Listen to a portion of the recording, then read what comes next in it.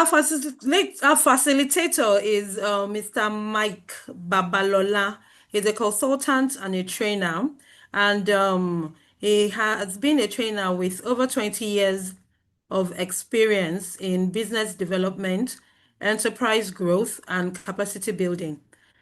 He has proven he has a proven track record of helping entrepreneurs, SMEs, and organizations develop practical strategies to achieve sustainable growth.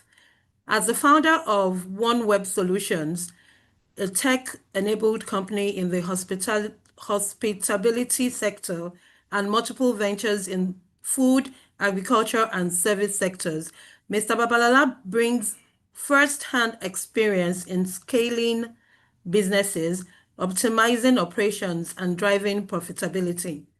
He has trained and mentored numerous individuals and organizations in the service industry, urban agriculture, food entrepreneurship, and operational management.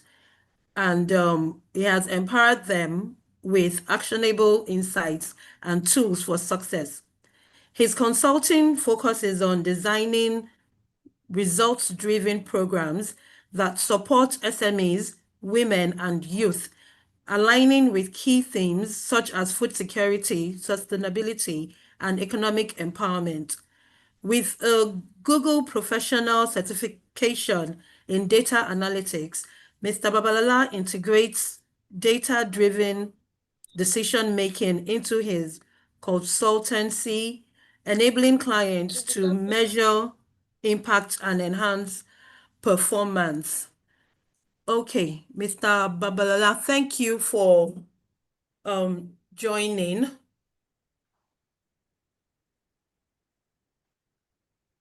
The floor is yours, please. Before then, let me Thank you, just Mrs. Roland. Okay, please, thank you, hold Mr. on, sir. Balola. Good morning. Before then, let me just welcome the participants once again, and let me profusely apologize for the technical glitch that we have earlier. This morning, I have the honor and privilege to declare this webinar open on behalf of the Head of Service and the Permanent Secretary. Like you have heard, the theme for today is mentorship and consulting, turning experience into income. Well, I believe this is very timely and very relevant, as we are all aware that over the years in the Lagos State Public Service, we've been trying to redefine retirement. Retirement, we believe, should not be the end of work life. It should not be the end of productivity. It should be the beginning of a new opportunity. For many of us, having worked in the public service for decades and garnered experience, we are uniquely positioned to mentor the upcoming generation, and we can structure this to generate income for us, even in retirement. So this morning, this webinar is designed to share with you practical insights, tools, and strategies that can help you to transit from years of dedicated service to an impactful engagement, which is both rewarding personally and financially. So on that note, I warmly welcome us and encourage us to actively participate, ask questions, and take full advantage of the knowledge that will be shared this morning. So by the authority of the Head of Service and the Permanent Secretary, Public Service Office, I now formally declare this webinar open. Thank you very much, Mr. Babalola. You have the floor now.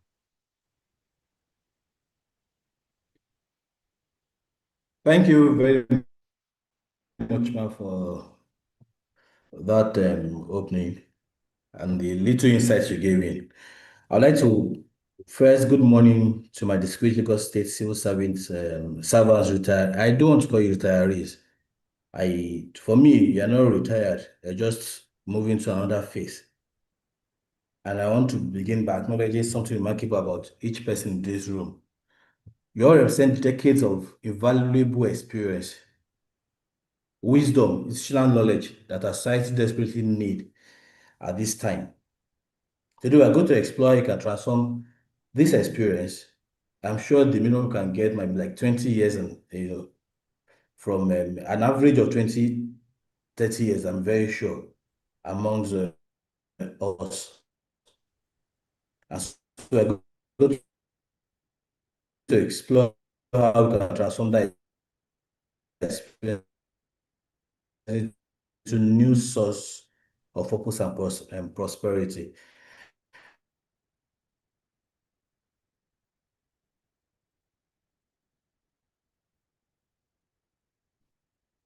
For Babalola, we me, I can't would hear you like to anymore. call this this thing uh, where you are right now, the experience economy. That is the economy we're going to group you. Like we have different economies and all that, but this one experience business. Can you hear me? Yes, you're audible now. Hello. You are audible. All Please right, go. all right. So as I was We saying, are- all right, I'm going to calculate and transfer this wealth of experience that we have into income for us. And they're not going to start learning new things, very new things, but they're going to draw from the wealth of experience that you've had. So I want to think of leveraging the wisdom you have for a fulfilling retirement. It's not about starting over. We're building on everything we already accomplished that we already had. I would like us to first think about this. Um, Mrs. Nkojo, she's 71 and she's the president of the World Trade Organization. The, the president of the World Bank is 65. When we come into Mr. Adeshina of the African Development Bank, is 65 as well. So when you look at it, all these people are past the age of 60, which is our retirement age in Nigeria here.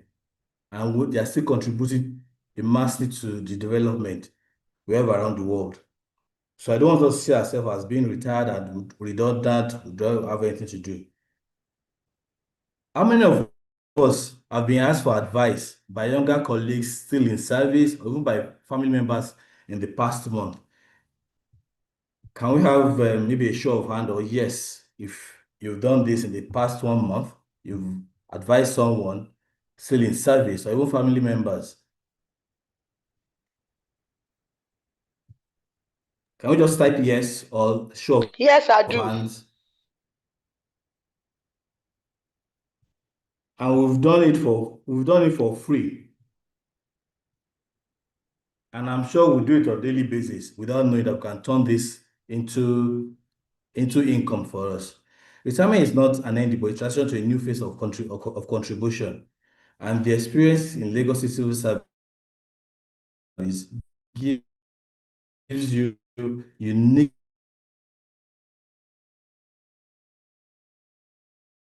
Yeah, Mr. President also is 65. That's within 6 months, they're starting any good money. And for another person, that I think she was assistant director or so before she retired. And she now runs a successful consulting practice and she's helped over 10 businesses launch,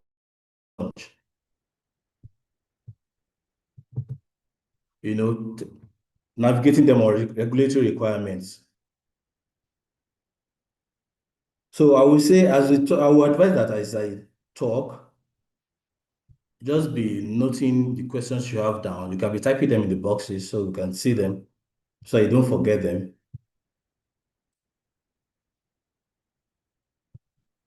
So please can I move to slide 2, the golden opportunity?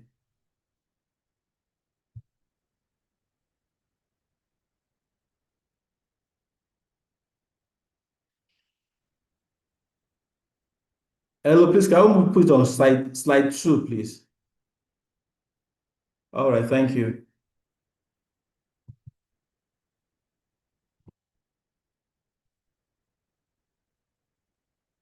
I want to start this time by addressing something directly. Society often treats retirement as if they are being put to pasture, you are being redundant, as if your most productive years are behind us. But I'm telling you that that's completely wrong. You are sitting on a gold mine of experience, knowledge, and networks that younger professionals will pay handsomely to access. Think about what you bring to the table. You've navigated complex bureaucratic systems. You've managed teams. You've handled crises. You develop policies, sat on committees that have brought out good policies, and you've built relationship across multiple sectors, attending to people in the private sector while you are in service. You understand how government works. It's not about theory, but the practical reality of getting things done in Nigeria. You know where to go to, who to meet. Those are things we can turn into assets for us. Take 30 seconds to think about the most challenging problem you've solved in your career. What skills did you use? What knowledge are crucial? I'm sure they still call some of us from the office and we want to do this. How did we get this thing done? Can we help? Can we do this? Those are things we're talking about. 20, 35 years of civil service creates an institutional knowledge that cannot be replicated through books or courses. And at this point, I would like to chip in that some of us might not want to do the consulting, but you can put these things down in books. We can still write. We can write books. You can publish books yourself. It doesn't have to be the hard copy, could be e-copy and self-published. Put it Mr. on Babalola, our sorry to interrupt. Please, can you take that Amazon again? Because I think your network was a bit. from me. Hello, did you hear me? Network is bad. They are specialized in understanding. They need someone. Can you hear me? Hello? Yes, we can hear you now. Okay. Yeah. I was going through the fact that we've, amongst us, we've had 20 to 25 years of civil service experience. And this creates deep institutional knowledge that cannot be replicated through books or courses. And from that, this brings to the point, I just remember that if you're not the type that wants to go through that route, or you can even go through that, you can even document all these experiences, how to do this, how to get this thing done. We have some of us who walk through commerce, Ministry of Commerce, information, budget and planning, the accounting ministry, different ones, even the surveying department, across different sectors. You can document all these things, how to get it, how to do book, how to get things done book. We can document it and self-publish. We now have technology tools that you don't have to look for huge money to publish books anymore. You can document this, get someone to edit, and we publish ourselves for e-copy. You earn passive income straight. If you don't put it on Amazon, you can put in Seller. We have Seller, Selar, that is localized for Nigerians. Amazon, you can earn in dollars. And that was for the whole world to see. Even seller to as like, but seller is localized for Nigerians to project us to the world for e-copies of our books. People are buying them online. People can buy in dollars, they can buy in naira. It's streamless. And those are passive income. You write it and you keep doing other things, and money will keep coming to you when people buy. Or your expertise is also valuable in understanding of government procurement processes.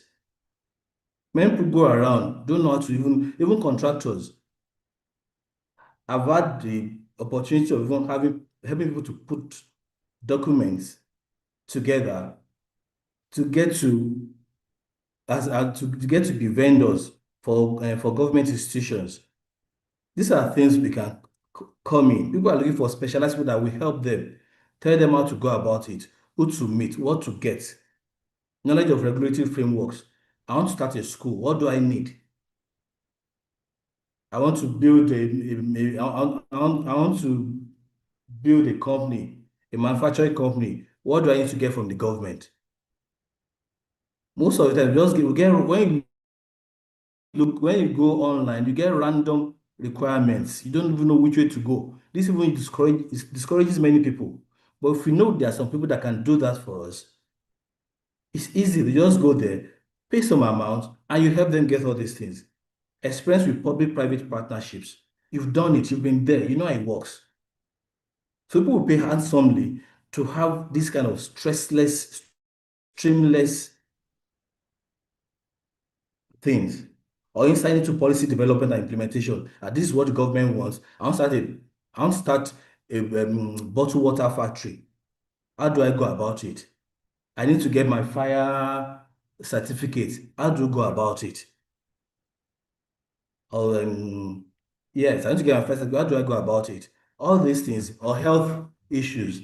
I'm starting in a hospital. What are the things I need to do so I don't get in the wrong position with the government? We need people to advise on all these things. We need people that will hold us hand in hand. I consult for so many upcoming businesses, startups, and these are the issues they're having. I don't have the answers to all their problems. I'm always looking for people that can handle these things. These are the areas where you come in. This is what I offer. For the accountants, there's so many people that are looking for who to do their books. Now, look at it. The new tax law is going to come on in January next year. People are looking for who will guide them. People are looking for who understands how it works, so I don't get into the wrong hands of the law. So those are the things we're talking about here. Then we look at extensive professional networks. Because your relationship has spanned to different multiple sectors, because I know most of you are posted from one ministry to another ministry to different. So you've gone across all the sectors you can think of. I'm sure the minimum ministry you've all worked might be like 5, 6, even 7. I'm aware some have even gone through past that. So this thing is, you're sitting on a gold mine. So you have an inkling into different sectors. So it's now left for you to now like, okay, where do I have my strengths? And the fact that you spent so many years with the government, you know they're in and out. So that credibility and trust is there. That reputation is there. So people get to trust you, even better than us, like the private services. Because they will say, okay, the person in the private service will still go and meet somebody in there. But you're already in-house. You've been there. You've done it. So that credibility alone it's something. I don't know how many of us have LinkedIn profiles. Can I get that? If you have LinkedIn profile, can you say yes or wave of hand? Let me see how many of us have LinkedIn profiles.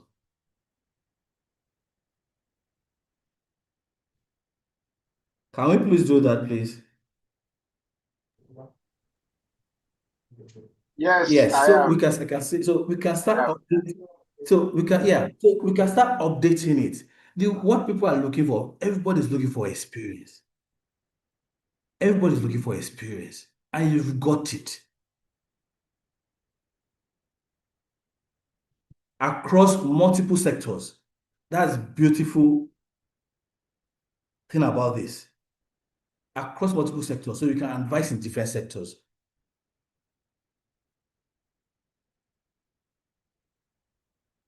I know of someone is a retired director from Ministry of Commerce. Is it Mr. Dubai or something? Because those for international companies entering the Nigerian market, help them to understand regulatory requirements and navigate government approvals. He charges 600,000 per consultation and he has waiting list. We don't have people in this. The gap is there. The gap is there.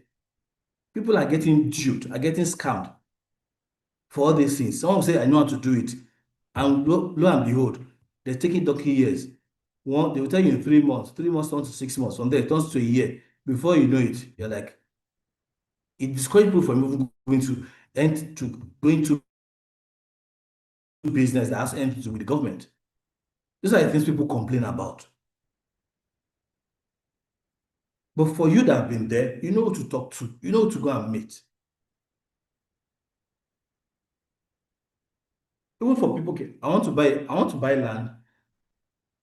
I don't know how to go about it.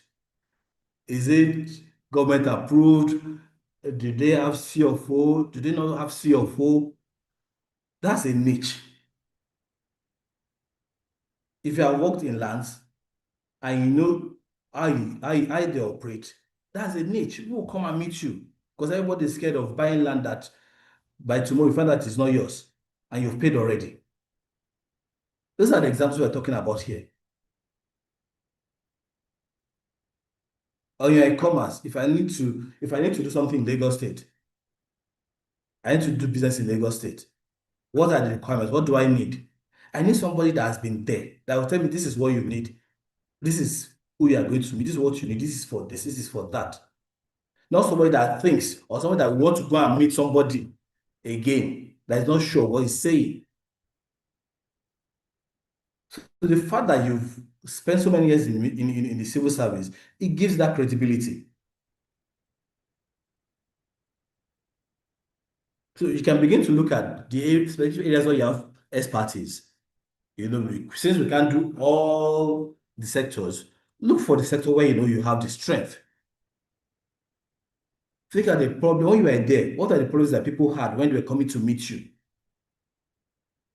How can we solve it for them?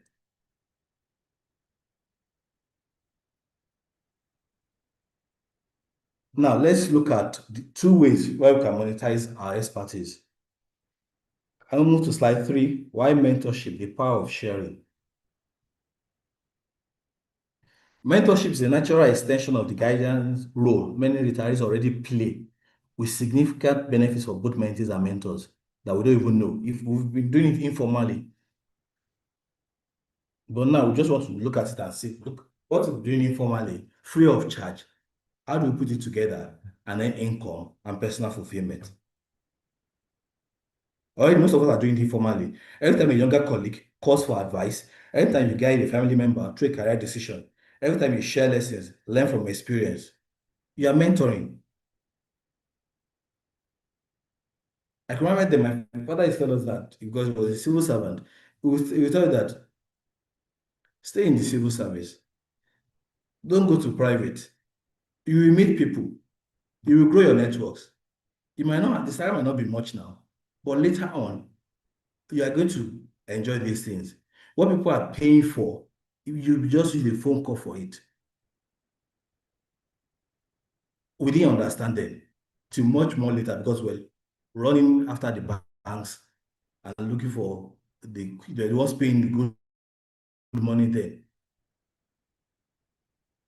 But I know some of my colleagues that stay there right now, where they can. It's like it's like you did a very short run and passed them, and we're just coming slowly from behind, and before you know it, they overtook you. They can get into where some of us we need 3, 4, 5 phone calls to get into. With one phone call, they get there. Mentorship is the guidance, advising, and support of others based on your years of experience. These are what I want you to keep of experience and expertise. It's about transferring not just knowledge, but wisdom. The kind that only comes from having lived through challenges and success. You can't have it anywhere. It's like this is different from I was in the thick of it. So when I guide this or mentoring someone, you're talking about a real life situation, not what someone told you, what you went through, what you saw. Even if you think of those who've mentored informally, let's think about them. How did you feel when the outcome came out? And it's like I always say mentorship is, crashing 10 years of school into like 2, 3 hours, into days, into weeks. That's how it is. So that the mentees can avoid common pitfalls and learn from your mistakes without having to reinvent the wheels. That's a good thing about the experience economy. You're not reinventing the wheels. You're not doing any new thing.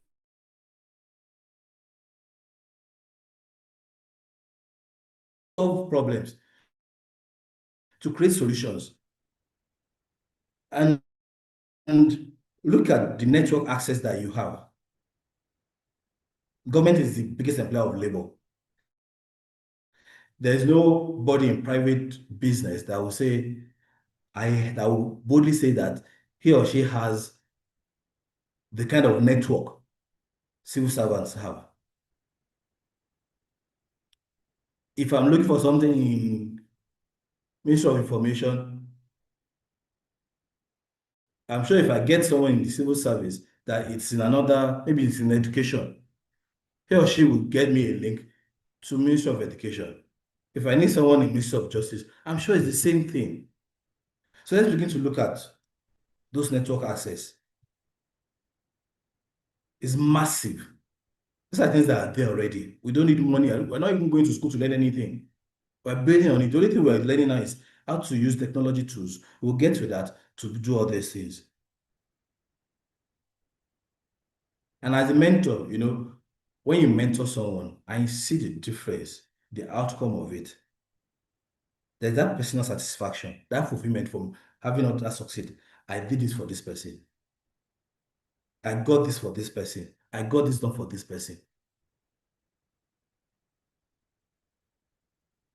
Then also, it makes us you stay connected to current challenges. It keeps you intellectually engaged and professionally relevant. Fine, when you are there, maybe they've changed the policy. But now that you're going back there to check out this thing, you are kept abreast of what's happening. So like we're staying abreast of what's happening. And then even when we're even mentoring the younger ones, they bring out fresh perspectives and technology insights that will benefit us, that will learn from them. Right now, you want to make a website, you can do it on your own without having to pay so much for somebody. Those are the things I myself am learning. And it's from these younger ones. So when you're mentoring them, it gives you that you're also learning from them as well, because you're going to share ideas. And it keeps us mentally alert. And by the time we now look at this, those are things people cannot buy from anywhere. Those are things that are embedded in you. Those are things we can use to make money. And like I said, we can document all these things and self-publish. The technology has gone that far that you write, somebody helps you to edit, and you publish yourself. E-copy. If you now want to do the hard copy, even on Amazon, you can pay somebody to get the hard copy. Or the money you make from the e-copy, you can use it to make the hard copy. And that is it.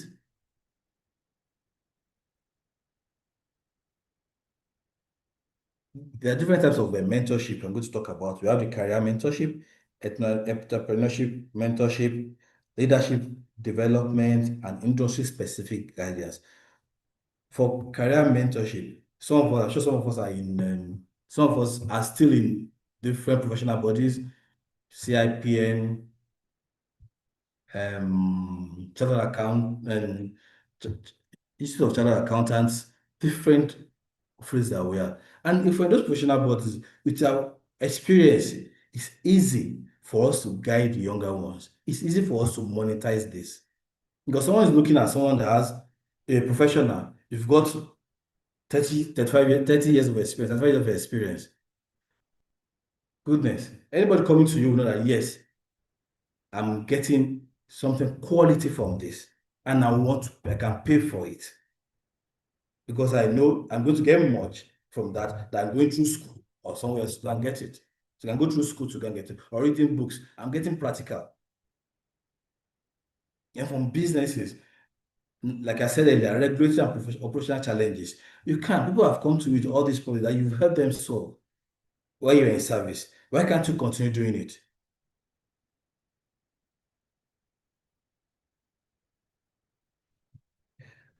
I'm sure we all know Professor Anyoko. Anyoko, that was the former Commonwealth Secretary General. All those people, they still consult, they still get jobs. Retired directors are doing in civil service, they're into consulting, they're getting, it was a shift from from collecting salary to now making money on their own and paying people salary. It was a shift. It wasn't as if there was no retirement or anything. It was a shift from the direction. I was an employee, now I'm not an employer. That's what happened to most of them. Because all these things you've done them before. And you can provide insights into leadership, challenges, stakeholder management, policy implementation, and all that. These are things we cannot learn from textbook. If you're going to learn it from textbook, you still need, so by the time it's there for what you face in reality.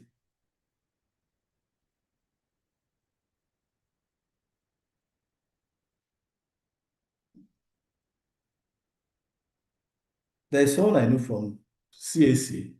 He used to work in a CAC, but now what he does is he mentors startup founders, business registration, compliance and regulatory navigation. He helps you to register your business, tell you to get they will give you your TIN. From there, he will tell you that you need to, if you are filing, he helps you to file. If you are doing this, he helps you to do that. All this because he understands how it works.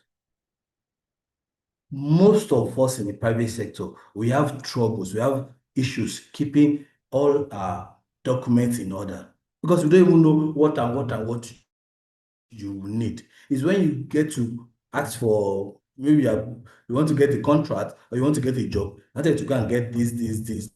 You now start running around. And most times you fall into funny hands. At times, what you should have done using 50K for, I had I got to use almost 200K to get it up because you didn't do it at the right time. So those are the things that this wealth of experience can solve for us.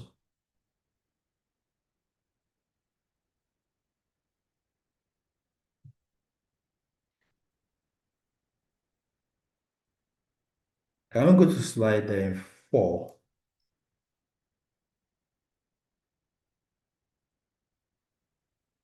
Why consulting?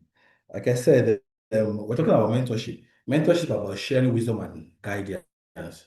Mentoring people, as in sharing your wisdom, guiding them through what. But consulting, which we're going to explore now, is about applying your expertise to solve specific business problems. Mentorship focuses on developing people. Let's get it straight. Mentorship focuses on developing people. Consulting focuses on solving challenges and it often commands higher fees. Mentorship focuses on developing people. Consulting focuses on solving challenges and it often commands higher fees. Consulting represents a direct way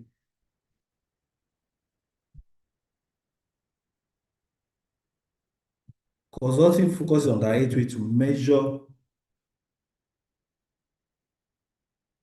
to monetize specialized knowledge and experience, which Vitali is being uniquely positioned to provide valuable consulting services due to their deep expertise and established credibility. That's what I've been hammering on. The fact that you've been in civil service and you retired gloriously gives you credibility. You'll be there for 20, 30 years and you retired without issues. It gives you that established credibility because we're with the state government. I think it's this climb that is in our world, is in Nigeria that we, when outside the country, if you are coming from the public service, you are a hot cake for the private sector. Hot cake for the private sector because they know what you've amassed. They know what they can get from you. That's why you see so many consultants outside the country. Most of them, they worked in the public service. And that's why we need to put ourselves out there. Let people know that this is what we have done for this number of years, this experience we have, and from there, this is what we can do. If mentorship is about developing people, consulting is about solving problems. And let me tell you something for free. After decades in civil service, you are expert problem solvers. You have dealt with budget constraints, policy conflicts, stakeholder disagreements, implementation challenges, crisis management, what have you. And these are the skills that organizations will pay premium rates to access. Budget constraints, that's lowering your, working within your cost, policy conflicts, disagreements, stakeholders, working with different people, communicating with different people. If you're working in the private sector, how many people do you get to, how many people are in a team? But in civil service, if you see someone, you see a team lead having almost like 20 people under him or her, managing all of them. While if it's in the civil service, if it's the private sector, maybe there'll be 3 or 4 that you manage.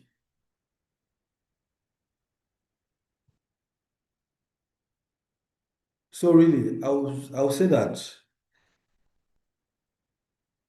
what we have, for me, is like I say, we're sitting on the pot of gold without knowing.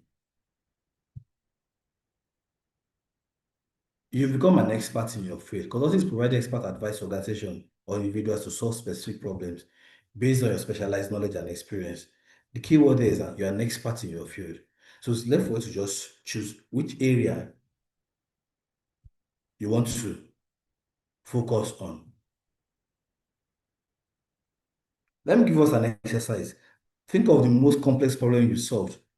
Or you can list them in 3 different complex problems you solved in your last 5 years of service. Write them down. 3. And now think of how you were able to solve them. Just reflect on that.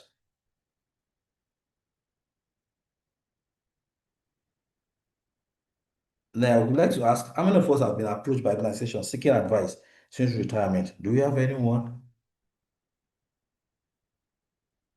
Please let's show of hands or just type yes. These are things that can help us. When others know that some people are doing it already, it makes it easier. It motivates them to do it also. Let me have that by show of hands. If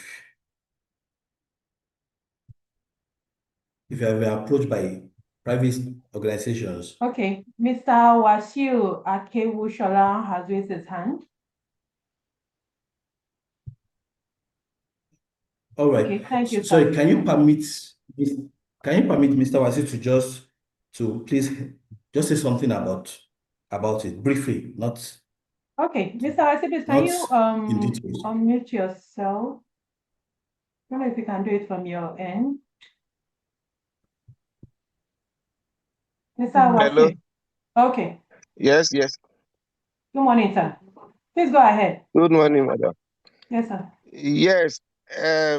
After the retirement, I think a company actually, one of the developers company actually came to me for various advice and all of this sort. And I made money out of the thing for consultancy services or advice on how to be a good realtor, what have you. So it's a good thing that one has the experience that the lecturer is talking about. And with the experience that one has garnered in the service, is a springboard for someone who is retired to move ahead. Thank you. Thank you, sir. Mr. Bamidele Akinyemi.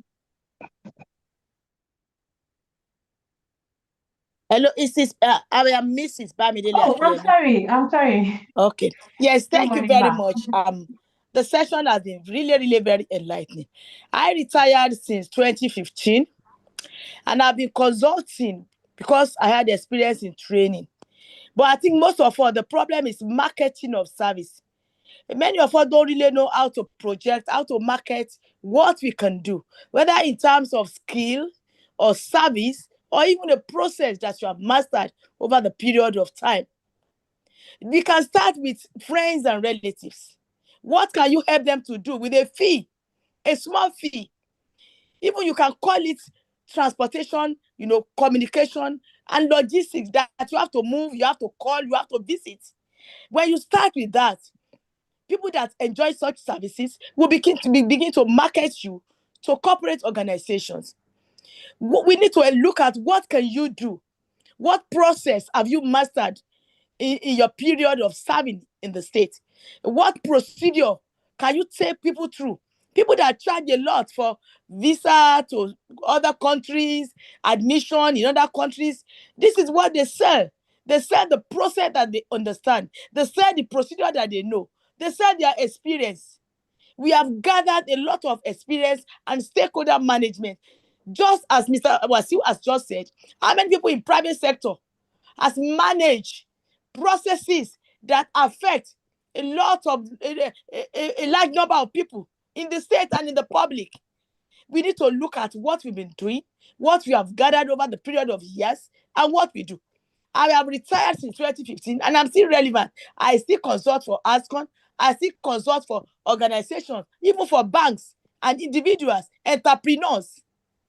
Let's look at what we have learned, what we can do, what we have mastered. We will not be out of job. We will not be out of relevance. And we will continue to add value. Thank you very much. Thank you very much, ma. Thank you so very much. Okay, there's another person, Mr. Latif Lawal. Can you please unmute yourself, sir?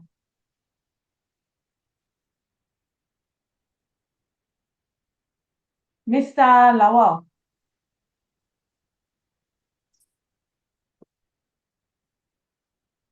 Okay. Mr. Babalola, you can go on. I think he doesn't want to say anything. I'm not sure. All right. Thank you very much, speakers. I like it that they could motivate us, tell us, collaborate what I've been saying since, and Hello. like she said, hello. Oh, okay. Okay. I'm sorry to interrupt. I want to Babalola. add to what Madam and the other speaker have said. Unfortunately, most of us who are civil servants, we don't see ourselves as experts in some of these areas. And like the lecturer have said, we have gone through a number of training and I must thank Lagos State government. I'm one of the highest beneficiary of training when it comes to learning on the job and outside Nigeria. And we have all these relevancies, and we just keep to ourselves after retirement. I do a lot of consultancy for private organizations and also for a group of friends. I remember that a number of my friends are having issues on running an organizations. And we came together. I offered from the public sector angle. And today, they are doing very well.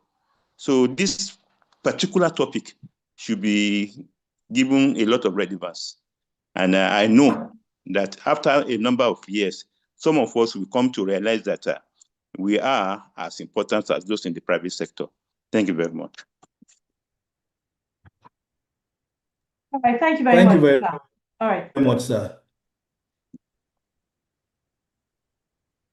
Those are very brilliant contributions. So, like, I'll go to the next thing I have here. That why do retirees, as in Lagos State, I don't know which word I need to use on that word for these retirees. But why do retirees make the consultants? I'm trying to look for a word so I can replace it with retirees, because I think even that word retirees, it's psychological. Once we say you're going to retire, you just begin to shut down. Everything begins to shut down about you, and you're not thinking of the next phase. You just think, I'm retired, I'm slowing down, and that's what happens. So why do we make ideal consultants? One, deep institutional knowledge. Your understanding of how government system works, not just the official procedures, the informal networks, decision-making processes, implementation realities. Is invaluable to organizations that need to interact with government. We know that. Who do I meet? The person I'm talking to in the government, if I'm like, what's coming from the private sector, this person I'm talking to in the government, in the civil side of the government, can this person make the right decision? Is this person I'm supposed to talk to? We don't even know most times who to talk to. We don't know the right procedures. And the experience you've had, they are hands-on. They're not, most of the consultants we have out there, everything is about academic consultants. I've had I was a friend of mine then when I started out. He was working with one of these research institutes, Nine Hot in Ibadan. So I called him, I was like, guy, I want to do an oil palm. I have a job for an oil palm, what they call it, oil palm farm that someone wants to start. Come and help me do it. He just laughed. He said, guy, even me and you come out this thing together, university together. All these things that I do is from Buko. That once I go to Google, I'll just put everything together and give the person, and the person will still pay. But for us as civil servants, it's not about theory, it's practical. You have hands-on experiences, leading people, driving results under pressure, driving results without enough budget, managing your budget, implementing policies. Those are things that any serious success-driven organization will pay for. Then, like I mentioned earlier, you have established networks.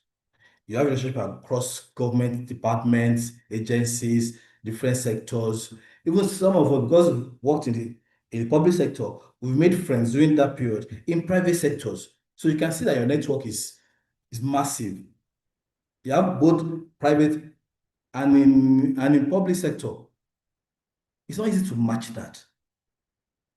Most times, if you're in banking, most of your experience is based in banking. If you're in manufacturing, most of your experience is based in manufacturing. Very few people move across sectors. But civil servants, you have moved across sectors. You've interacted with different people from the private sector across the sectors.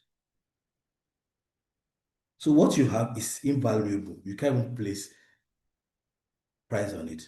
It's not left for you to know how to monetize it. And like I said, you have the credibility and the trust.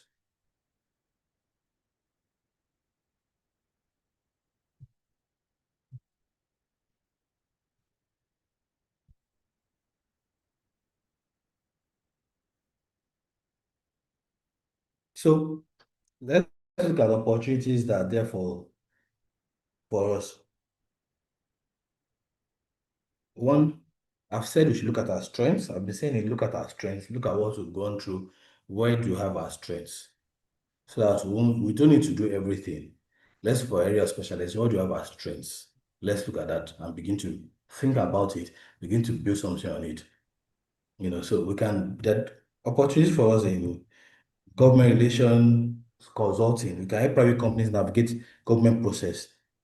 Like one of the speakers said that some people wanted to get something done, and we told them how to do it. This is what you need, and how to do it.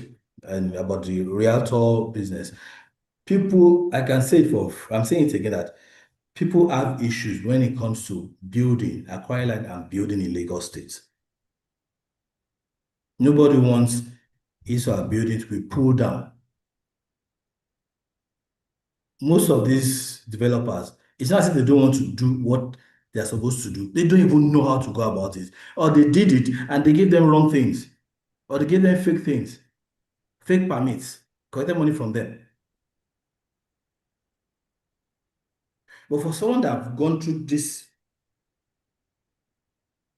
path, 25, 30 years, that's the credibility we need. So you can help private companies navigate government processes, understand regulatory requirements, and build relationship with key officials. Or is it policy development analysis? That's assisting organizations in understanding policy implications. These are things we've done over the years, over and over and over. We've mastered it. So why are we just allowing to just sit down there like that? We've mastered these things. I'm sorry to interrupt, sir. Yes. Tolu Alabi has given you a word to replace retirees, post-service experts. All right. Good, good, good. Thank you very much. Thank you very much for that. I like that. Post-service expert. I like that. I like that. I like that. I think it's something we should interchange and be using really. Like I said, I think retirees is psychological. It makes us shut down. Just begin to feel old. You stop wearing you stop wearing your smart outfits. You start wearing the retirees outfit. So post-service experts. I think that's a brilliant one. Thank you very much for that.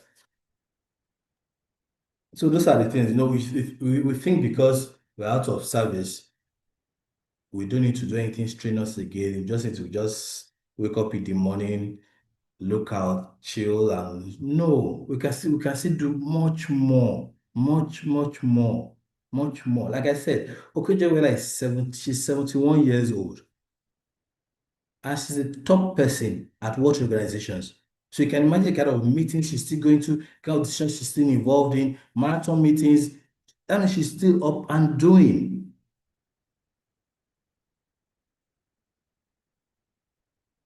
Mr. Kiyomi Adesina is 65.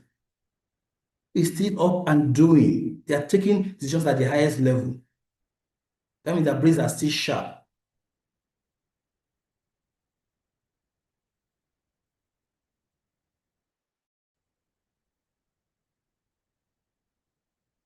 I know what retired director, but I think the director, I'm not sure. But he retired from the Federal Ministry of Budget and National Planning. He consults for international development organizations. He helps them to understand Nigerian budgeting processes, identify funding opportunities, and then navigate approval procedures for development projects. His firm has worked with World Bank, USAID, all these European development agencies. I don't know how much he charges per project, but I'm very sure they're in six figures. And can imagine doing even with 3 or 4 projects in a year in six figures.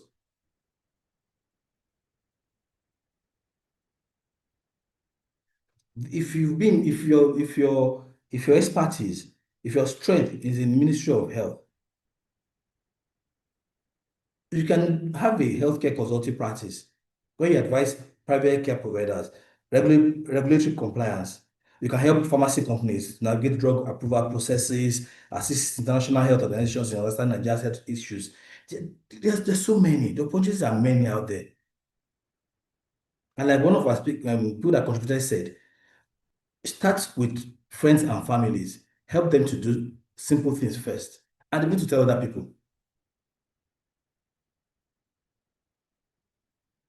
And like I said, let's all begin to look at our LinkedIn profile. Let's begin to, that's our CV. That's like posting our CV online. If we don't have it, let's create it. At least I know for some of us who have joined this Zoom, we have that knowledge, that tech, at least a little bit techy. So we can go into that, get your LinkedIn profile up and doing. People go there to search for, when they are looking for things, people go to LinkedIn and look at, they will just search words, this is what I'm looking for. Then they look at people, begin to call them to see whether they match what they are looking for.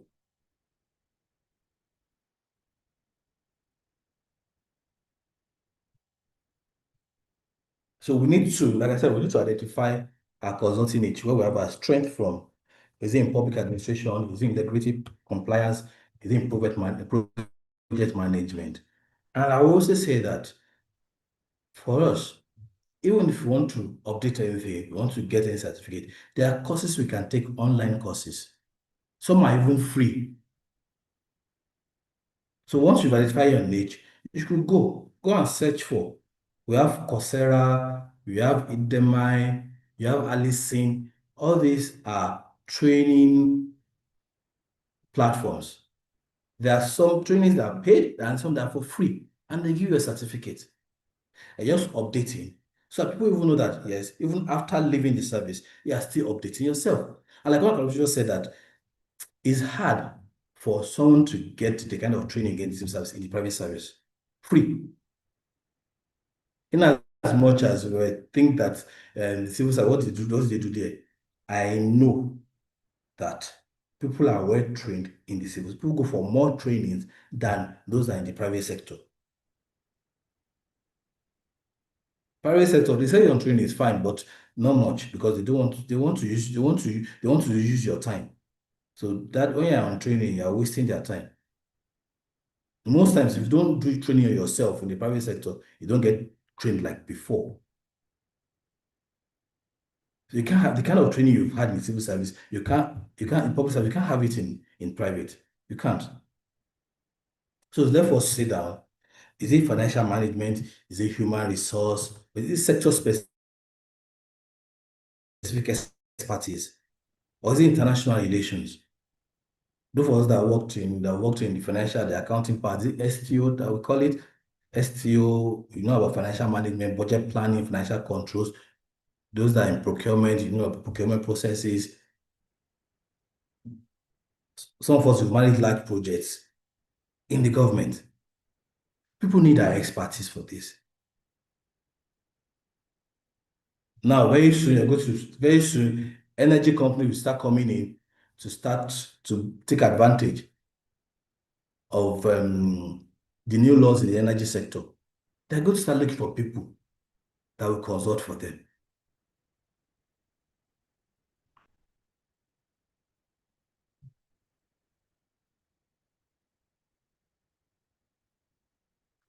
I want us to do something small, wherever we are. You can write it down.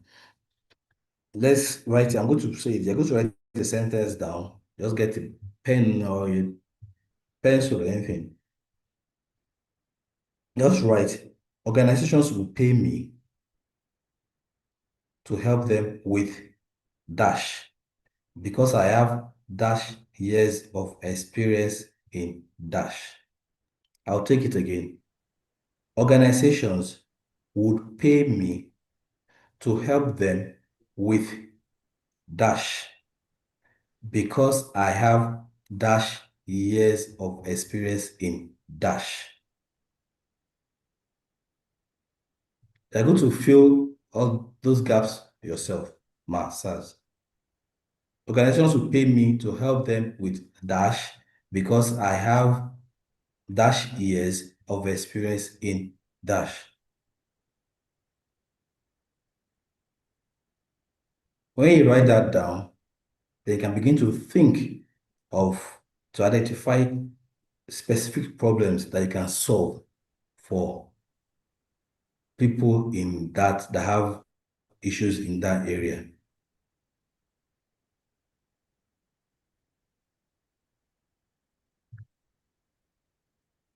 Now that we understand the value of mentorship and consulting, slide 5, please.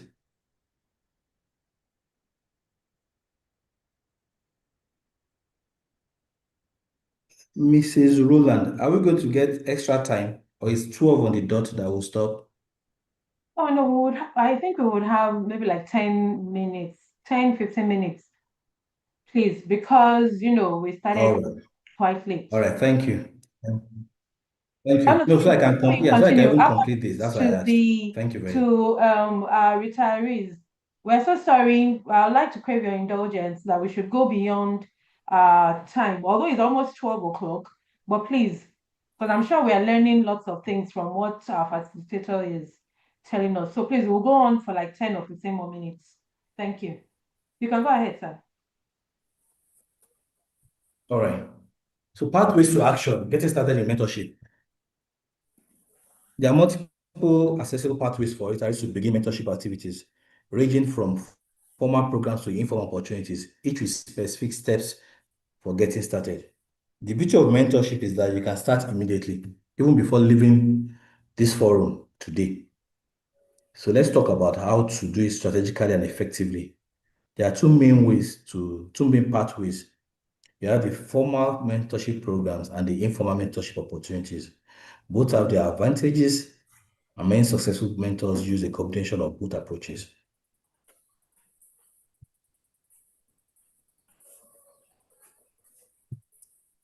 Have you had anyone participated in a formal mentorship program before, either as a mentor or mentee? Do we have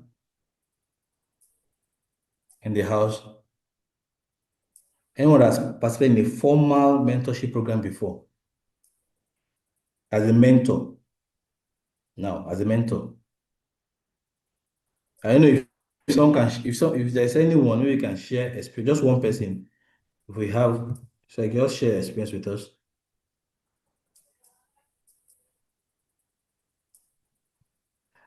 The site you can visit for training, you have Coursera, Coursera,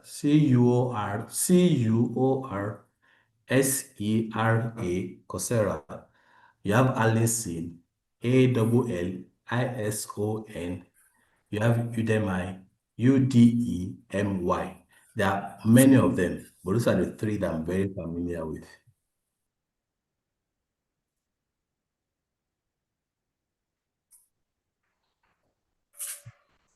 All right. Is there anyone that's participated in a mentorship program before? Let's move forward. I just want someone to share his experience with us. So for formal mentorship programs, yeah, we have at times the government, I think the government, federal government, I'm sure, I think even the Lagos State government, they have some programs for traditional knowledge from post-service experts to younger officers. Or you have professional, you have, I'm sure the professional associations, they have that formal mentorship programs that pair experienced professional with younger members. Now, for us, that's why even the fact that you've left the service doesn't mean you should stop your annual subscription to ICANN, to CIPN, to NSC, to NIM. I think we should continue being relevant in those associations. Don't say because I've left service, I'm not subscribing to them again. I'll just sit down. No, let's get involved. They need us. I know some of them organize formal mentorship programs. Even I know NGOs too, some NGOs to do that. Some NGOs do that. And I know some educational institutions too, they do that. They invite, but all these things won't be done if we don't project ourselves, have, like I said, have your LinkedIn profile and talk to people. Because universities polytechnics, professional training institutes, they are looking for people that can provide real world context to academic learning. Academic learning is one thing. Someone coming in to to give us real world context is a different thing entirely. So those are the formal programs that are out there. There's corporate mentorship programs, educational institutions do that too. Even large corporations do that too. The one people that have gone through this, they've been there to come and talk to those that are just coming up.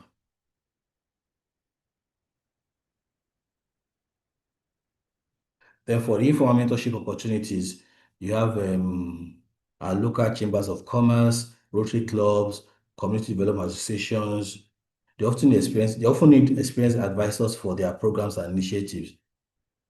I'm not talking of I'm not talking of our social societies now. I'm talking of, they have Rotary clubs, chambers of commerce, and those people, they're even looking for members. Because if you go out there, you find that all these chambers of commerce and industries, there are few members that people that are supposed to be there are not even there. People that we should learn from are not there. People are not active in those things anymore.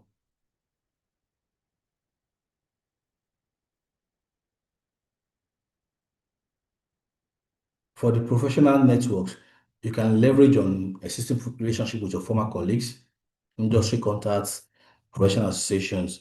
Call out to them, this is what I'm doing now. This is what I have now. Check, this is my LinkedIn page, or this is my Facebook page, because there are some professional Facebook groups too. This is what I do. We have to learn how to use, that's something I have to do. We have to learn how to use technology for our good. Doesn't need, I'm sure some of us are already using Facebook already. It's not just for social interactions alone. You can use it for business. You can use it for business as well. Just put ourselves out there. So anybody that comes across it, or even when people hear your name, most times when you tell people things, people that have not met you before, or when your name is mentioned somewhere, what they do is just go online to check. And whatever you put there, that they will see.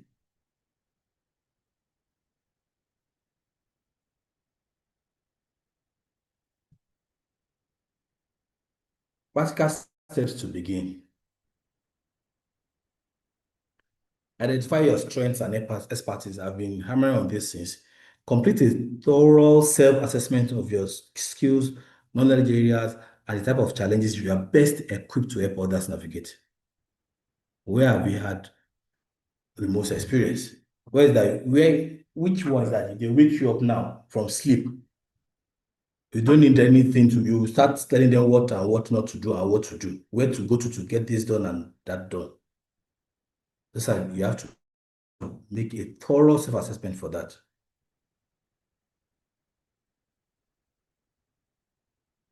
Am I going to train? Am I going to go to render other services? You have to. Then you need to research available programs. Contact professional associations. Please, let's just note this down. Contact professional associations in your field.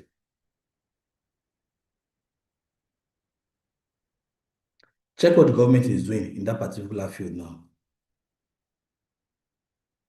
The new initiatives that are there, how you can help. Problems that I think people will come up with, solutions that you will have. Then you now set clear boundaries and expectations. Here is how you decide how much you want to commit. What type of mentorship relationship you prefer? Is it one-on-one or a group of people? Is it formal or informal? And what outcome you hope to achieve? Then you think about your approach to this guidance, your communication style, and the value you want to impact on the mentees. Remember, we're just talking about mentoring.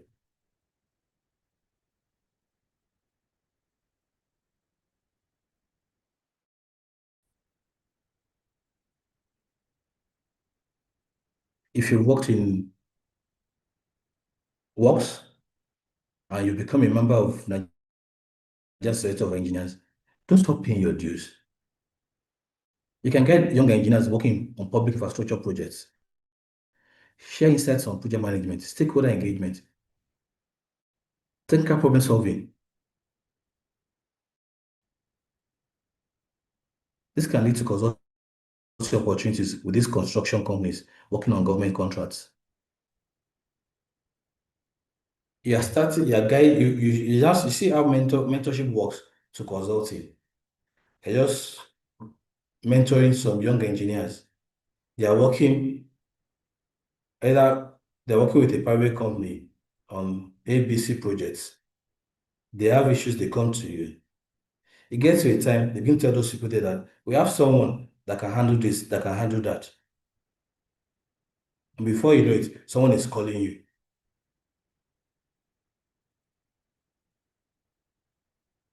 That's how it works.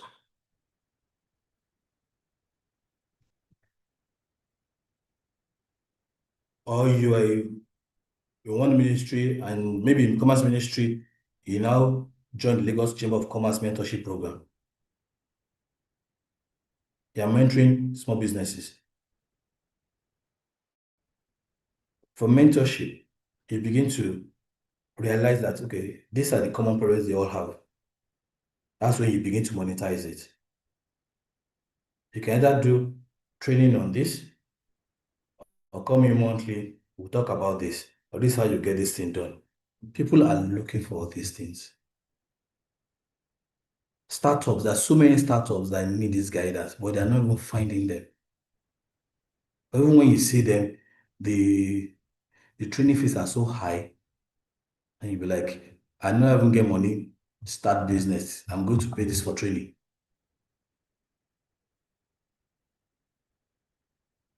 So I want us to sit down, look at the field we want to, and begin to search, identify a formal program within this next 1 week. Let's try commit to reaching out to a formal mentor program that we can join in our field. Please, let's write it down. Let's take a first step. Let's take a step.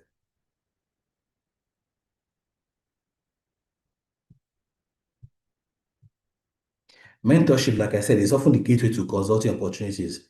So now let's explore how to launch your consulting career systematically and professionally.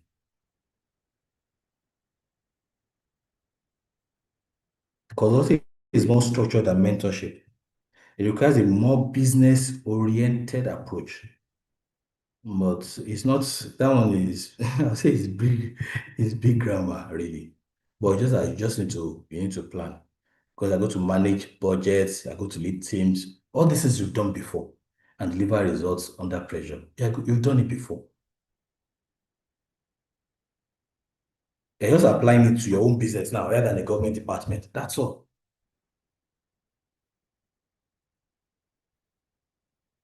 For this as well, I'll say list 5 top skills, professional skills that you have. Look at 3 top areas of specialized knowledge and the ones you made achievements in your career, either as a team lead or as a group member.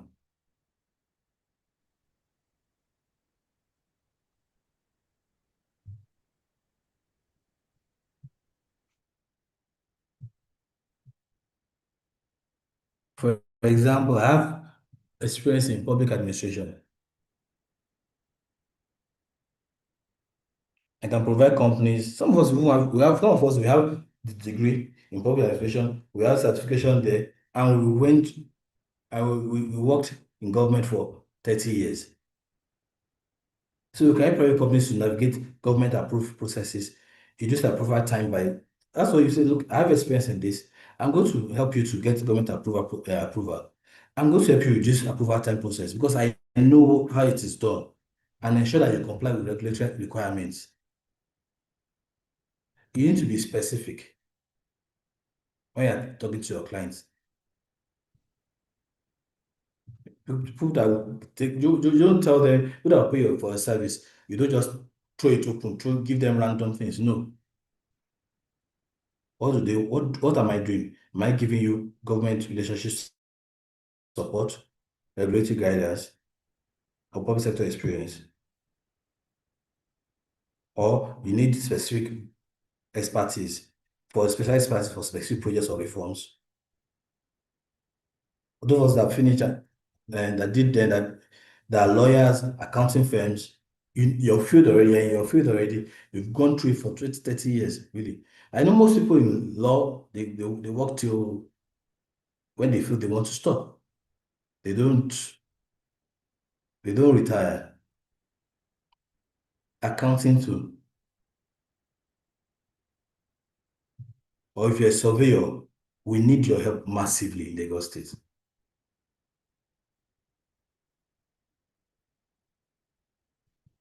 And like I said, what makes you different is because you have your specific technical expertise combined with government experience. Those are the things you begin to tell. These are your value proposition. You have a unique network of relationship and contacts. In Nigeria, that is very key, whether I would like it or not. You have a track record of successful project delivery. It is there. You spent that 5 years. I worked there, here, and here, and here, and here. You have deep understanding of both policy and implementation realities. And you've built credibility and trust, built over decades of public service. With these things I've mentioned, there's nobody that will not come to you when they're in need of something that you have.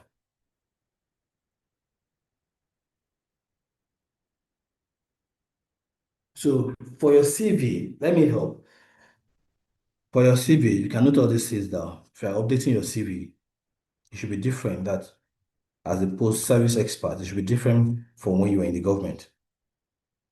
Now, when you are writing your CV, you are not going to be writing your responsibilities anymore.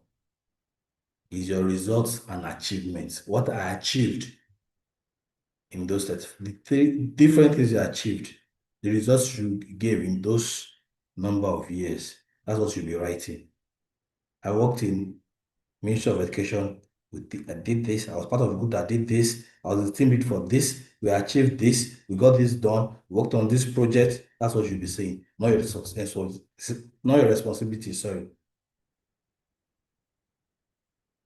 Skills that you can transfer will be there. Your specific expertise areas, you write them there. Notable projects and outcomes, I've said that. And where you need to write, you can write your professional networks and relationships. I'll keep emphasizing that LinkedIn profile development is crucial for consulting process in Nigeria professional market. LinkedIn is crucial. Then when you have done 1 or 2 jobs and you're building, you can have a basic website to establish your credibility. But LinkedIn profile is very, very key. Professional headline that clearly states your consulting focus. Summary that explains your value proposition in business terms. We should learn how to use all these basic AI tools. They help us when we're trying to write all these professional headline or summary of our value proportion in business terms. Detailed experience section, they help us to rewrite all these things. We put in our own words and it brings that for us in a business format. You can use ChatGPT, there are different ones. ChatGPT, you can use DeepSeek. These are things that, because we are, even when we are 70, these are things we can still use. They are not rocket science. And we don't have to pay for it. Once you just Google ChatGPT, register, you can get all these things done. It's as if you're conversing. These are things we need to update ourselves with. The world is changing, we need to move also.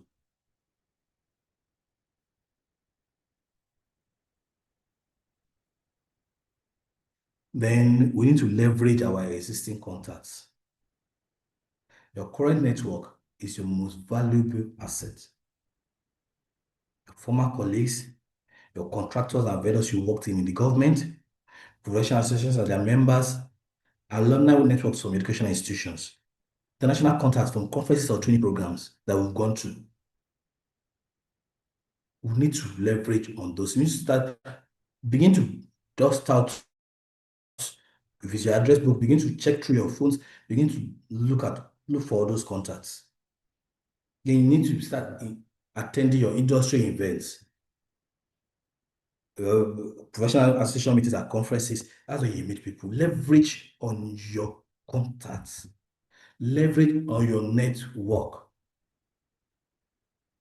that you've gathered over 30 years, 25, 30 years. Is massive. Leverage on them.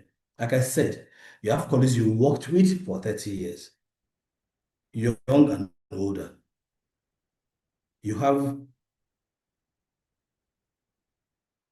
people you've had come in contact with, contractors and vendors, or when you are working with the government, then the private sectors, you've met those ones, so you have their contacts. Professional associations, their members, you're in ICANN, you're in CIPM, you have their contacts. Alumni network from your education institutions, wherever university you went to, you have their contacts. The national contact from conferences you went outside the country, even within the country, you have their contacts. These are massive. People pay for these contacts.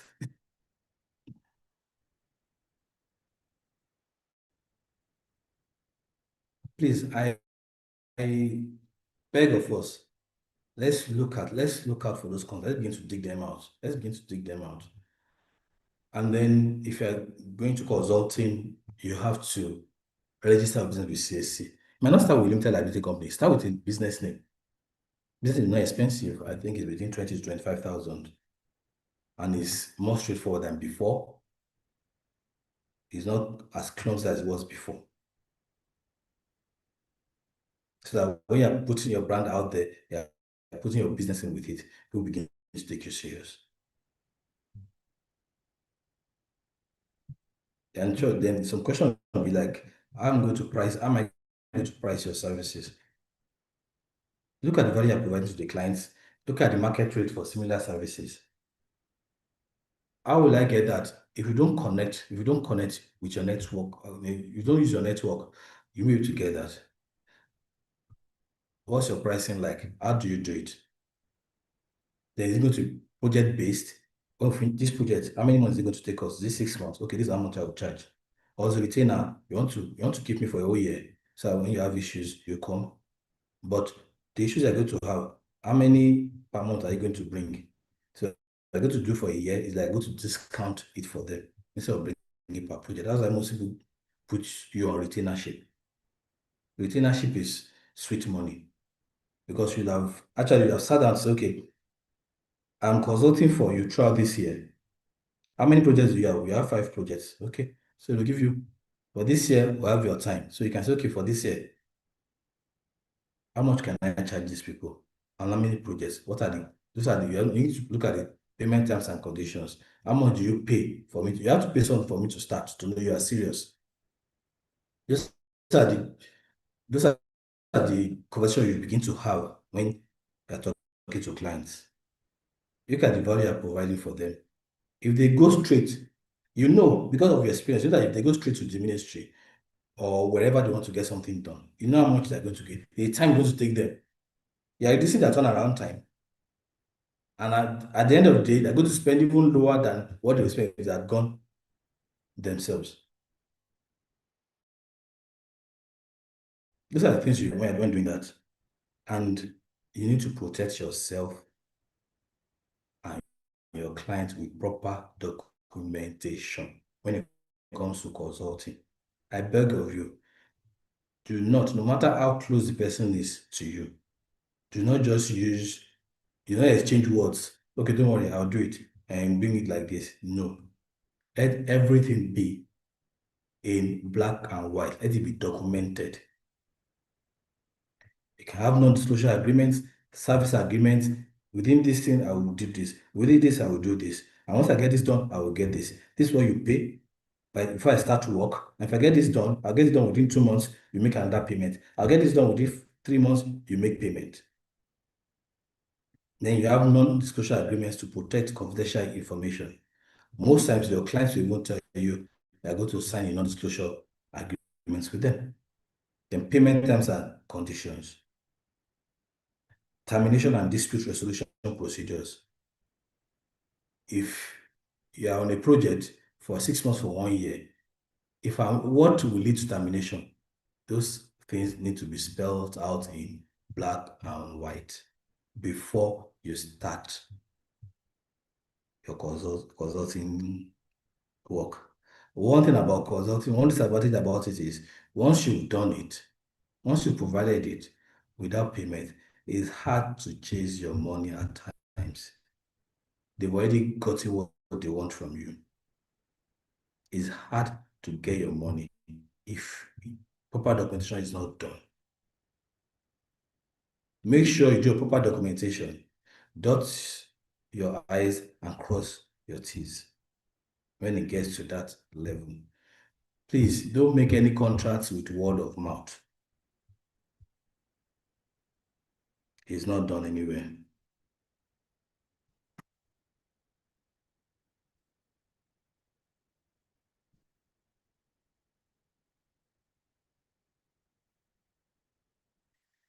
Like I was saying, the challenges, it's not as if it's as simple as ABC like that. The good thing is you're not going to read anything. You're not going to do any exam to qualify for anything again. You had that experience you're putting out from. So let's be honest with ourselves. Starting a mentorship or consulting practice isn't always easy. That's why we are used to the structure and security of civil service. That's what I was just mentioning, and that's what I've learned for working with hundreds of successful consultants and mentors. The challenges are predictable, but they're manageable. More importantly, your years of experience have already equipped you with most of the skills you need to overcome these challenges.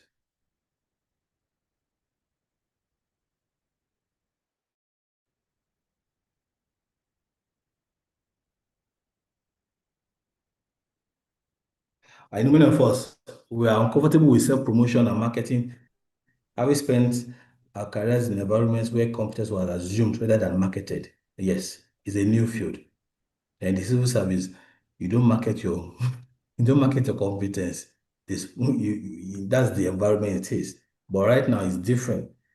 I go start marketing yourself. So don't look at it as something they're offering a service. You're not bragging. You're helping people to find solutions to their problems.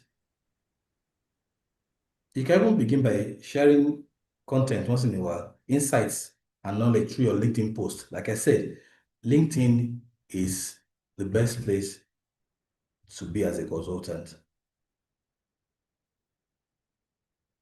You can just share insights and knowledge about when you're sharing posts, or even when you're at a professional association speaking at events, when you're talking at events.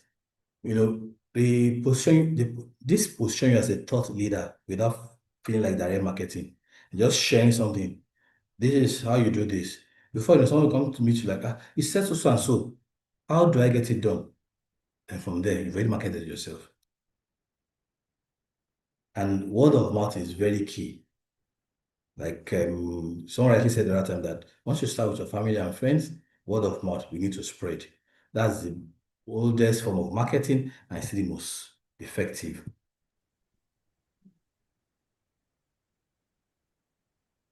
The transition from having work assigned to you to actively seeking clients can be doubting. Let's be serious with ourselves. That's why when you don't have an established client base, to start, well, start with your network. People you already know that are within your reach. Your people you know in private sector, contractors you worked in, professional contact. That's like just your contacts. The people you've known. Start with them already. Start with them. You can even do your first project pro bono. Don't ask for reduced rate if the project is massive. These are the receive rate. Give them what they want. Achieve the success. That's how it start going. Then if you have established consultants, that they need your service, you can partner with them also. Whenever you want something to do with the government or something in this expertise in this field, I'm available. You can even do the first one as pro bono. Before you know it, they come back to you, then you charge them. So I'll just rush through it's almost 30 minutes. But Yes, basically, let's so take it's advantage of the many resources 12:20. we have. We really spent a lot of time. Yes. So So okay. dust your contacts, dust your network, and let me stop here. And if we have question and answers, I'm sure we can go briefly through it. Thank you very much. All right, thank you very much, Mr. Babalola. Very, very educative, insightful, much things that were learned, which I know that money cannot buy. It's just like being in a training. We really appreciate your presentation. I apologize once again for taking our time today. Like the director said, we had technical issues, so that's the reason why we started late. But I won't even recap because it's been very explanatory. So if anybody has any question for our facilitator, please let's raise our hands or put it in the chat box so that the facilitator can quickly attend to them. Okay, people are appreciating you, Mr. Babalola, in the chat box. Thank you, everyone. Yeah. Thank you. Mr. Adekunle Nuga says, thank you a lot. God bless you for this insightful training and presentation. Proper documentation is key. Well noted. That's Madam Shola Cole. Thank you. Thank you for adding value, especially on building my LinkedIn. That's from Madam Adetonwo Onokoya. Okay. Okay. And someone has sent an emoji too. Oh, is it emoticon? Okay. All right, I don't think we have questions. Okay, someone is asking, where should we drop our CVs? Yeah, like I said, the LinkedIn is your CV. It's your CV and can be seen by anyone around the world once they logged into LinkedIn. The CV, that's your online CV. Let me put it that way. LinkedIn. Your LinkedIn profile is your online CV because they're going to put the school you attended, where you have worked, projects you have worked on, results you achieved, and the field you are an expert in. So your LinkedIn is a professional CV online.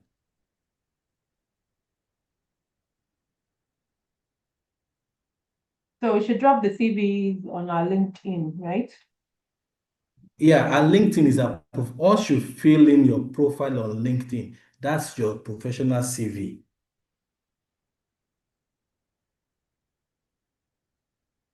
You don't, it's once you go to LinkedIn, everything you fill in there is your CV.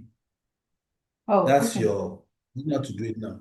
That's your online, that's your CV. You're placing your CV online for people to see what you can do. Okay. I hope you understand that.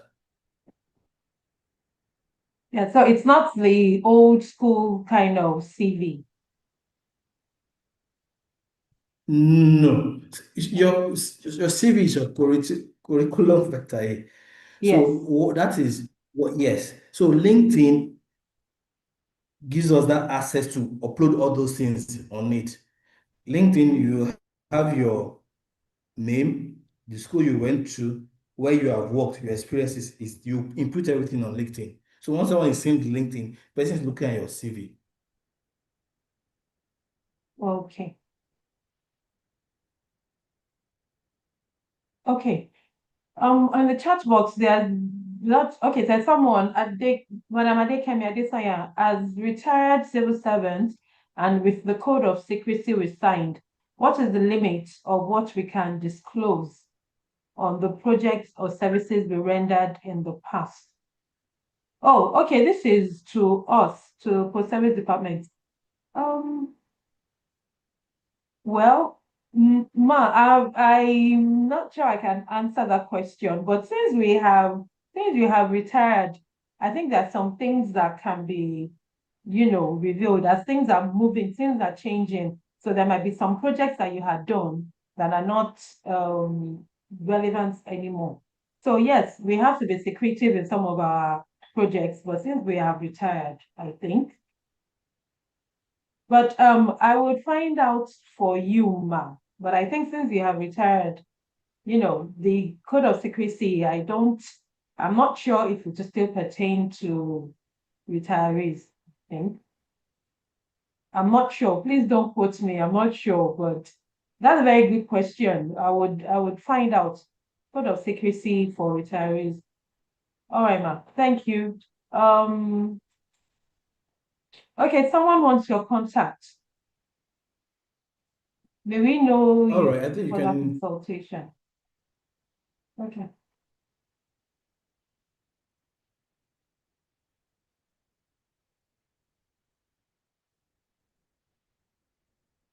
Okay, I'll drop. I'll drop my email. Okay. Um, Let me see. I want to check who asked that question. Oh, 3 hour seminar initiative. Okay. Um, please, are you a facilitator too? This 3 hour seminar initiative. Can you please unmute yourself if you don't mind?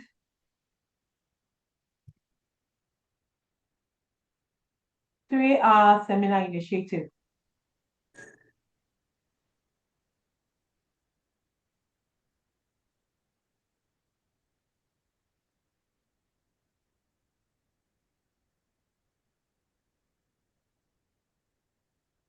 Okay, the person is not there.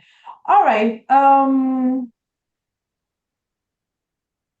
It's in the chat box now. Hope Alive Training Academy at gmail.com. Hope, HOPE, Alive Training Academy at gmail.com. So you just send an email to him. Okay. Okay, all right. I think we would end the call at this juncture. Mr. Latif Lawal,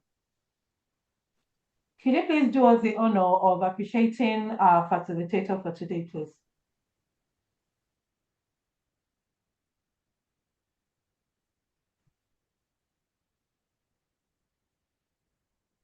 Mr. Latif Lawal. Okay, he seems not to be on the call anymore. Can someone please nominate him or herself to appreciate our facilitator? Hello. Oh, Hello. okay, Hello. okay, yeah, there. All right. I'm back. Okay, I sir. want to thank the Office of Head of Service for giving us this fantastic lecturer or trainer today, and especially for the topic that he has actually given us a privilege to know what we can do to stay alive. Thank you very much. We appreciate you, and we believe sincerely that a lot of things you have given us this morning are very, very valuable, and that we continue to use them in such a way that all of us will benefit from it. Thank you. I want to say a big thank you to the Office of Head of Service for also always keeping us in mind to make sure that we are benefiting from so many other things that after retirement can offer. Thank you very much, and we thank God for giving us the privilege to attend the seminar. Thank you. Yeah. Thank you so very much, sir. God bless you. Thank you, sir. All right, at this period, I think we'll all just unmute ourselves and say, I'm so sorry we've gone past, way past our time. It's almost 12:30, over an hour, but it's obvious we all enjoyed the presentation because many of us are still on the call. So good morning, everyone. Good morning. Thank you. Good morning, Good Mr. morning. Gaudio. Good Good morning, morning, sir. thank you. Good Thank morning. you. Thank you. Facilitator, God bless you. Good Yes, ma'am. Good morning. morning. Good morning. Good morning. Good morning, Mr. good Lawal. morning, Senator. Good morning, Thank serving. you. Thank you Alhaji very Lawal, much. thank you. Thank you, Hi, thank thank you. Alhaji Eshegon. Lawal, thank you. God bless you all. Love We you. really you. appreciate. Good morning, Sola Cole, thank you. everyone. Oh, it's afternoon. No, it's good afternoon. Oh, good Good afternoon. afternoon. Sorry. Good Good afternoon. afternoon, Good Good everyone. afternoon. Good afternoon. In you, my dear. Thank Good you, man. afternoon. Okay. God bless. Good Mr. afternoon. Thank you, everyone. Kamoluddin Alaba. Good afternoon, everyone. Good Good afternoon, and Today's thank afternoon. lecture is you. fantastic. Yes, sir. Mrs. Very, very Thank Judola, thank you grateful. for all the time. We enjoyed the lecture. You're welcome, ma'am. Thank Yes. you. Kabisi, Kabisi, thank you. Mr. Ashimi, thank you. Jamiu Ashimi, thank you. Reni is joining. Hello. Ashimi, Good afternoon. good afternoon. No. Yeah. Good afternoon. So Yeah. we'll benefit from it. Mr. Mr. Daudi, Judu, good afternoon. good afternoon, Mr. Lawal. Papa Thank you. D. Mr. Hey, Lawa, good afternoon. Almost school. Good afternoon. Good afternoon. Eshegon. This is Yeah. Babintin. Hajiba Binti. Fine. Ekason. Ekason. I can't know. Thank God. Aku Paradi. Aku Padi. Yele. Eshegon. Okay, now. Later now. Gbogbo wa náà la máa rí bá ti ṣe la máa rọ́nà gbégbá. Lágbára Ọlọ́run, àmì àṣẹ. Àmì àṣẹ. Mrs. Sola Cole. Amio. Sola Cole.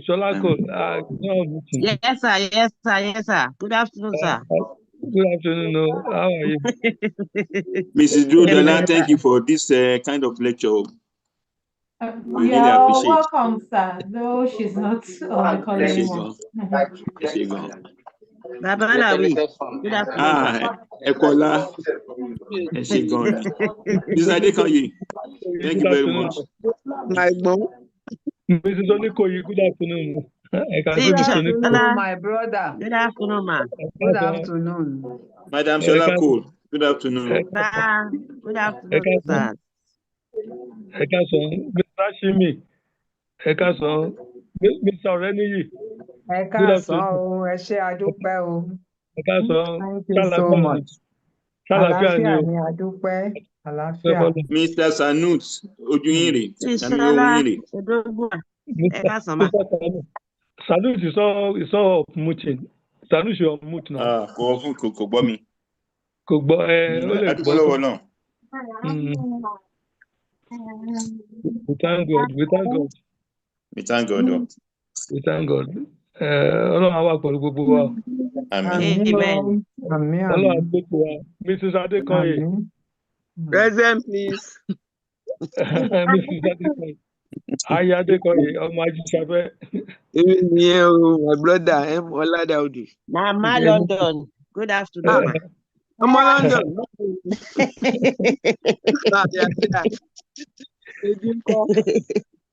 Ẹ káàsán, ma. We thank God. We thank God. Olúwa ṣeun adúpẹ́. Olúwa ṣeun. Amen. Ọlọ́run adó tì wá o. Àmín o. Àmín o. Àjídára máa jẹ́ o. Àmín. Àmín. It is well with us. Post service department ẹ ṣé o. You're welcome, sir. Yes, sir. You go through all this process in Jesus' name. Amen. Amen. Yes, ma'am. Okay. All right. Thank you, everyone, for joining. So we've come to the end of today's webinar session. So we'll just sign off now. And we look forward to another one for the month of September by God's grace. Yes, September. God willing. Amen. All right. Okay, Bye. so Bye-bye, everyone. Bye.